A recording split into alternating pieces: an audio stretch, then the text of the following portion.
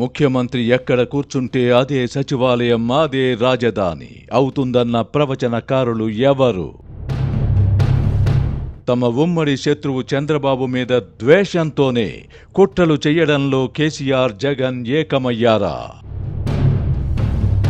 ఆంధ్రప్రదేశ్ మాజీ ముఖ్యమంత్రి జగన్మోహన్ రెడ్డికి రాజధాని అమరావతి అంటే అంత కడుపు మంటెందుకు? రాష్ట్రానికి రాజధానే అవసరం లేదన్న వింత వాదాన్ని జగన్ తెరమీదకు తీసుకురావడం వెనుక లక్ష్యమేమి? విభజన జరిగిన 11.5 తరువాత కూడా రాజధాని చర్చనీయాంశం కావడం విషాదం కాదా?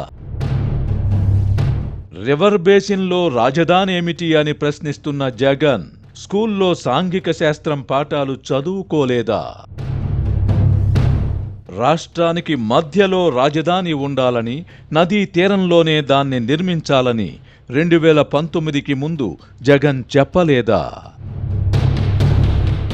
ఏపీ శాశ్వత రాజధానిగా అమరావతికి పార్లమెంట్ ఆమోదం లభించకుండా అడ్డుకోవడమే జగన్ లక్ష్యమా?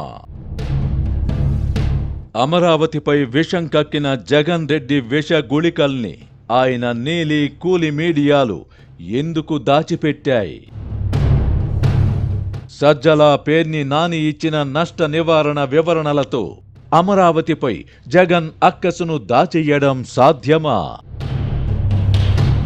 ఏ కారణంగానైనా 2029లో జగన్ మళ్లీ అధికారంలోకొస్తే అమరావతి ఉసురు తీయకుండా ఉంటారా?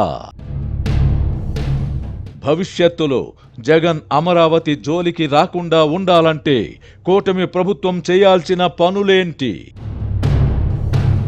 జగన్ హయాంలో ఆగిపోయిన రాయలసీమ ఎత్తిపోతల పథకం పాపాన్ని చంద్రబాబు మెడకు ఎలా చుడతారు? చంద్రబాబును తెలంగాణ ద్రోహి అని కేసీఆర్ మీడియా, ఏపీ ద్రోహి అని జగన్ మీడియా నిందించడం ఎలా ఉంది? బాబాయ్ అబ్బాయి కేసీఆర్, జగన్ సొంత మీడియాల్లో వచ్చే పరస్పర విరుద్ధ కథనాలలో ఏది నిజం, ఏది అబద్ధం? కేసీఆర్ అండ్ జగన్ జమిలిగా రాజేసిన జల వివాదానికి ముఖ్యమంత్రులు చంద్రబాబు, రేవంత్ ఎలా చెక్ పెడతారు? వర్తమాన రాజకీయ పరిణామాలపై ఆర్కే మార్క్స్ సునిశిత విశ్లేషణ.